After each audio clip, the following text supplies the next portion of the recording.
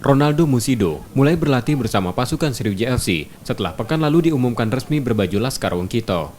Sebelumnya Ronaldo Musido pernah memperkuat beberapa klub seperti Persadu Serui, Semen Padang, dan Persipura Jayapura. Tekad pemain yang berposisi sebagai gelandang bertahan ini untuk membawa Laskar Wongkito kembali promosi ke kompetisi Liga 1 musim depan. Timnya mantap, maksudnya keluarganya bagus, terus